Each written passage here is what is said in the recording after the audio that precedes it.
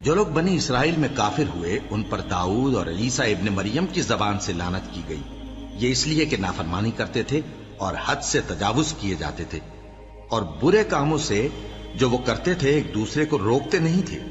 بلا شبہ وہ برا کرتے تھے۔ تم ان میں سے بہتوں کو دیکھو گے کہ کافروں سے دوستی رکھتے ہیں، انہوں نے جو کچھ آگے بھیجا ہے برا ہے، وہ یہ کہ اللہ ان سے ناخوش ہوا اور وہ ہمیشہ عذاب میں مبتلا رہیں گے۔ اور اگر وہ اللہ پر اور پیغمبر پر اور جو کتاب ان پر نازل ہوئی تھی اس پر یقین رکھتے تو ان لوگوں کو دوست نہ بناتے، لیکن ان میں اکثر بد کردار ہیں۔ اے پیغمبر، تم دیکھو گے کہ مومنوں کے ساتھ سب سے زیادہ دشمنی کرنے والے یہودی اور مشرک ہیں، اور دوستی کے لحاظ سے مومنوں سے قریب تر ان لوگوں کو پاؤ گے جو کہتے ہیں کہ ہم نصارہ ہیں، یہ اس لیے کہ ان میں عالم بھی ہیں اور مشائخ بھی، اور یہ کہ یہ تکبر نہیں کرتے۔ اور جب اس کتاب کو سنتے ہیں جو اس پیغمبر محمد صلی اللہ علیہ وآلہ وسلم پر نازل ہوئی تو تم دیکھتے ہو کہ ان کی آنکھوں سے آنسو جاری ہو جاتے ہیں، اس لیے کہ انہوں نے حق بات پہچان لی، اور یہ اللہ کی جناب میں عرض کرتے ہیں کہ اے پروردگار، ہم ایمان لے آئے سو تو ہم کو ماننے والوں میں لکھ لے، اور ہمیں کیا ہوا ہے کہ اللہ پر اور حق بات پر جو ہمارے پاس آئی ہے ایمان نہ لائیں، اور ہم امید رکھتے ہیں کہ ہمارا پروردگار ہم کو نیک بندوں کے ساتھ بہشت میں داخل کرے گا۔ بس اللہ نے ان کو اس کہنے کے سبب بہشت کے باغ عطا فرمائے جن کے نیچے نہریں بہ رہی ہیں، یہ ہمیشہ ان میں رہیں گے،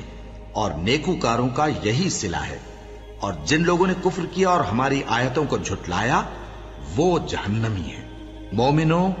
جو پاکیزہ چیزیں اللہ نے تمہارے لیے حلال کی ہیں ان کو حرام نہ کرو، اور حد سے نہ بڑھو کہ اللہ حد سے بڑھنے والوں کو دوست نہیں رکھتا،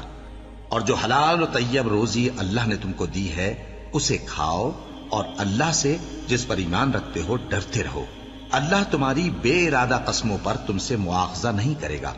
لیکن پختہ قسموں پر جن کے خلاف کرو گے مواخذہ کرے گا۔ تو اس کا کفارہ 10 ناداروں کو اوسط درجے کا کھانا کھلانا ہے جو تم اپنے اہل و عیال کو کھلاتے ہو،